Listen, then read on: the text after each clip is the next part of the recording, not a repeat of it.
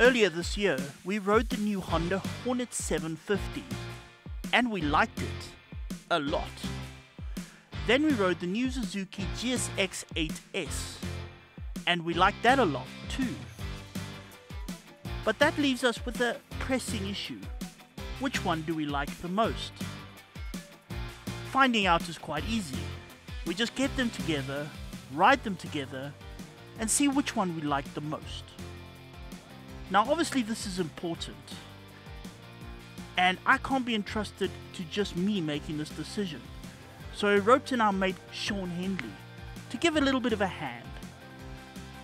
Although even with help it could be a tough decision. After all, they're more the same than different.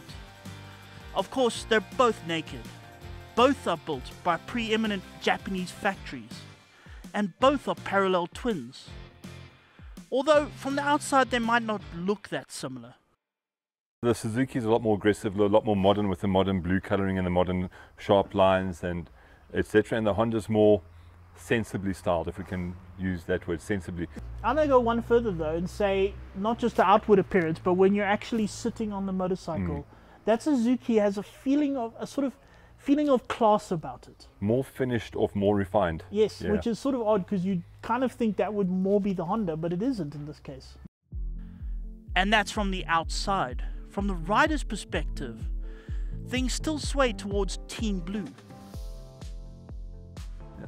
Little things like this little rubber, just stupid little things really. Yeah. It's tiny little things, inconsequential, but it gives a more refined, finished feel to it. These little rubbers on where the Honda is left out in the open, yeah. Get a bit of water in it, maybe get a bit of dirt in it, etc. And this where this is closed up. Just the whole, the button arrangement on the handlebar switches. I do love the button arrangement on the Suzuki. Yeah. It's just so simple, so straightforward, so easy to get to. It looks classy.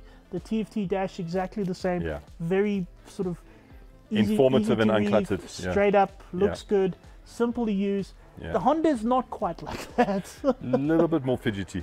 Yeah. Yeah. You kind of have to look for things, and the script is for an old guy like me that has to wear my specs. I have to kind of look at the bottom of the screen and try focus on what I'm trying to read. I may be trying to read range of the tank or how many kilometers I've done. You sort of have to search for it. There's quite a lot going on this dash, including with the buttons. I keep hitting the hooter instead of the indicator. While the looks differ, the motors do not. As we say, they are both parallel twins, and yet, despite the numbers written on the plastics, they are closer than they appear. While the Hornet claims 750, its modesty hides that it's actually a 755cc. Meanwhile, the smooth-talking 800 Suzuki actually measures in at 776cc. That's a difference of just 21 cc's. And even with official measurements, the Honda is still hiding behind its modesty. Suzuki traditionally has always been the brash brat, and Honda's kind of been the sort of more gentlemanly, a little bit more grown up. A little bit more, there we go, grown up, yeah. The difference comes when you're riding it. Yes. I was a little bit surprised. You'd think the one with the bigger number would be the faster bike overall. You would think the Suzuki would be, the one, but it didn't quite work out that way. No. It just feels more lively. So with this, especially if you want a bike that's lively, a bike that's going to kind of give you a bit of a thrill, weirdly, it's the Honda. It really is the Honda. The Suzuki feels, dare I say, a bit grown up. A bit grown up, a lot smoother with its. It's got those double balance balances on its crankshaft, and it does make the bike smoother. I just wonder if it doesn't put a bit more drag on the motor and not develop as much power as the. If you look at the figures, the Suzuki's got more torques than the Honda. And the claim figures say exactly that. The Honda clocks in at 75 Newton meters, while the Suzuki edges ahead at 78. While that's a win for the Suzuki, the Honda shoves itself right back in the game with horsepower, ticking over the dyno at 90 versus Suzuki's 83. And you can certainly feel the difference, right from the moment you pull off, right up to the top end, where the Honda runs out of steam at 225 km/h versus Suzuki's 219.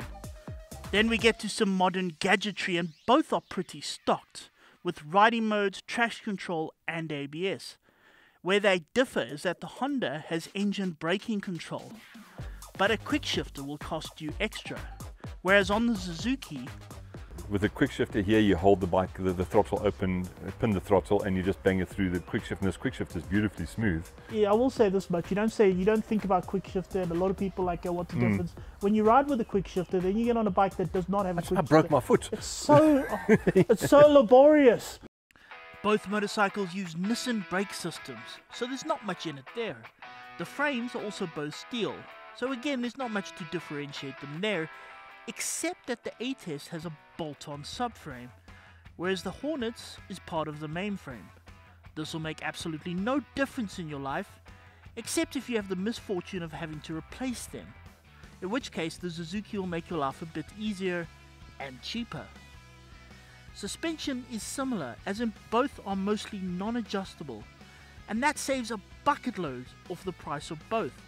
However, Honda has gone with its own shower alternative, whereas Suzuki has gone for options from KYB. Both are good, although the rear of the Honda seems to absorb bumps a touch better. However, you might not notice. Well, this is why, like I say, I keep it pinned and I fan the clutch, so and then that's where the character of the Honda really starts to come out. You keep it pinned and fan the clutch and change gears, and the front wheel lifts up all the way through fourth.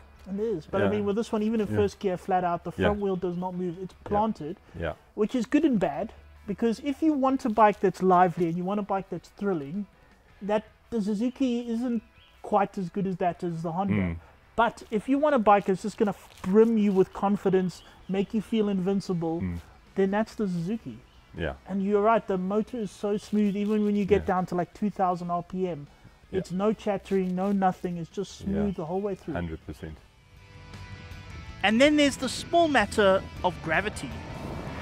What does aid also to the stability of this thing is weirdly the weight. I mean, you'd think they'd be quite similar. The Honda wet weight 190, Suzuki 202. Yeah. The weight's quite a difference. The Honda turns, I can actually tilt the Honda down lower at slower speeds and keep it under control, where the Suzuki is a bit more cumbersome. It's not exactly heavy, the Suzuki. No. It doesn't feel heavy on its own. It's only when you put the two together. So it's not like this is a disaster and that isn't. But there is a bit of a difference. That also translates into the riding. Yeah. So when you're riding along, the Suzuki is planted and predictable and really just lekker. The Honda, on the other hand, it gets all squirrely underneath you and you think, hey, let's go for it. And let's bang harder on the gears, and it makes you want to do stupid things. It does feel naughty. Yeah. And finally, we cap off this comparison with the price. And in what has been a seriously up and down test, the Suzuki takes this one with a price of 165,950 Rand, compared to the Honda's 179,999 Rand. Although it's not like either is ridiculously overpriced. Look, they're both pretty well priced when you look at the price of sort of general price of bikes these days. These both have been built so that a lot of people can afford it. It's made to be an affordable. And what's also nice about this sort of type of bike is they are relatively affordable but still fun. Yeah. So it's not like you get these affordable motorcycles that are a little bit, let's be honest, a little bit dull. They're also the sort of motorcycle that you say, okay, beginners can ride, and they are, especially the Suzuki. Yeah. But they're also not the sort of motorcycle that once you get used to it and you get more confident and more experience, you then get bored of it. It is bike you can keep for a very long time.